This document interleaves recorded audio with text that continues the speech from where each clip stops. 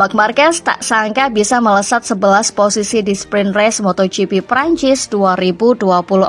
Finish di posisi kedua, Marquez mengaku bahwa dirinya dan tim Gresini Ducati awalnya hanya menargetkan finish di 7 besar. Ya, penampilan fantastis ditunjukkan Marc Marquez kala mentas di sesi sprint race MotoGP Prancis 2024. Dalam balapan itu, Marquez harus memulai balapan dari posisi yang tak menguntungkan.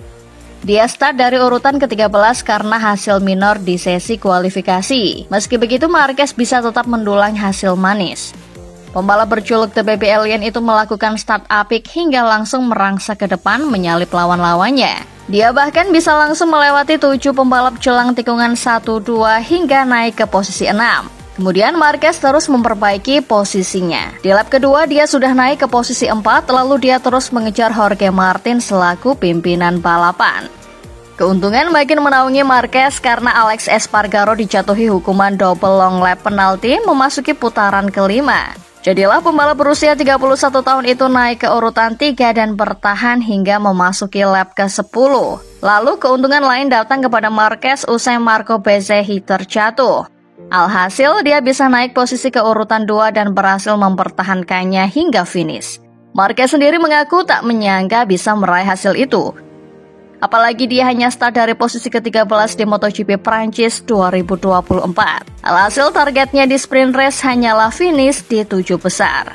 Saking tak menyangkanya bisa menggila di sesi sprint race, Marquez menilai aksi fantastisnya itu akan sulit diulangi dalam balapan utama yang berlangsung hari ini. Sebab persaingan akan menjadi lebih sulit.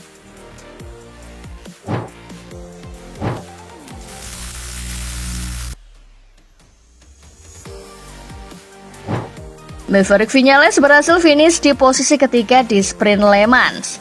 Rider pabrikan Aprilia itu kalah 4,1 detik di belakang pemenang Jorge Martin. Mungkin Viñales bisa meraih kemenangan dalam balapan 13 lap tersebut karena dia menunjukkan performa kuat dalam latihan.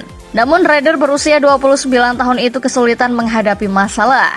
Viñales start dari posisi ketiga di grid tetapi kehilangan beberapa posisi dan berada di posisi kelima setelah lap pertama.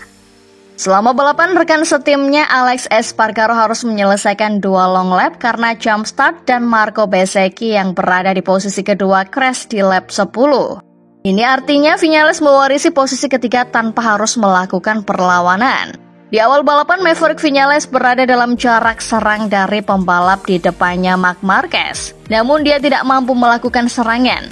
Viñales mengaku tidak secepat saat latihan karena ban belakangnya menjadi sangat panas. Akibatnya dirinya banyak mengalami selip di tikungan. Viñales pun mengaku tidak tahu penyebabnya. Untungnya Viñales berada dalam posisi yang baik dan hanya perlu mengatur keunggulan dari Enea Bastianini yang muncul dengan cepat. Viñales sesumbar bila tanpa masalah ini dirinya yakin bisa berjuang untuk meraih kemenangan.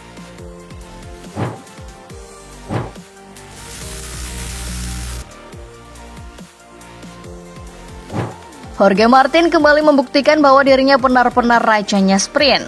Dalam balapan 13 lap di Le Mans, rider Pramac Ducati itu tidak melepaskan keunggulannya sejak tikungan pertama hingga garis finish. Tapi dia juga diuntungkan dengan gagal finishnya 2 pembalap Ducati cepat lainnya yakni Pecco Bagnaia dan Marco Bezzecchi. Jorge Martin menyadari sepenuhnya bahwa balapan merupakan pekerjaan yang sangat besar. Bahkan setelah kekalahan dari beberapa rival kuatnya. Rider Spanyol itu mengatakan bahwa situasi balapan besok sungguh istimewa. Karena dia bukan satu-satunya yang memiliki kecepatan yang baik. Dan setelah kegagalan Marco dan Pecco hari ini, mereka pasti akan mencoba lagi besok. Terutama Pecco, dia akan melakukan segalanya untuk menang besok dan dia akan sangat cepat. Martinator melanjutkan jika ingin mengalahkannya, maka pembalap lain juga harus berusaha lebih cepat darinya.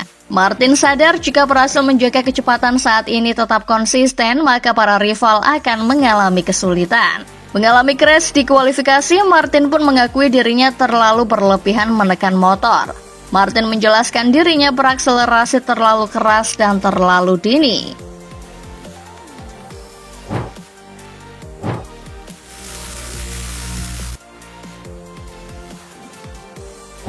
Dua pembalap tim Pertamina Enduro VR46 menempati posisi start yang bagus di Le Mans. Marco Bezzecchi berada di posisi kelima. Sedangkan rekan setimnya Fabio Di Giannantonio start di posisi keempat. Tak lama setelah start, murid Valentino Rossi itu berjuang untuk naik ke posisi kedua dan dengan tekad dan keberanian mulai mengejar Jorge Martin yang sudah unggul sejak tikungan pertama.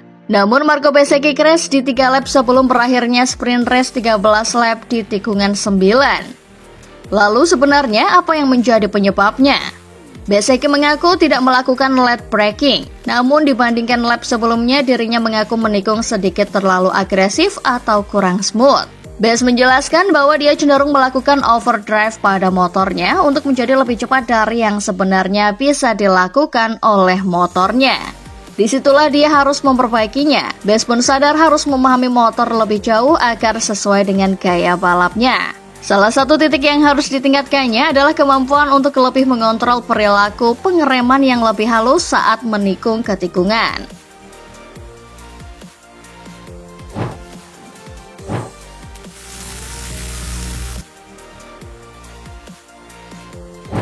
Francesco Pecco Bagnaia tidak punya pilihan selain menyerah dan tidak melanjutkan balapan. Untuk kedua kalinya berturut-turut juara dunia MotoGP, Bagnaia tak mampu mencetak 1 poin pun di sprint race.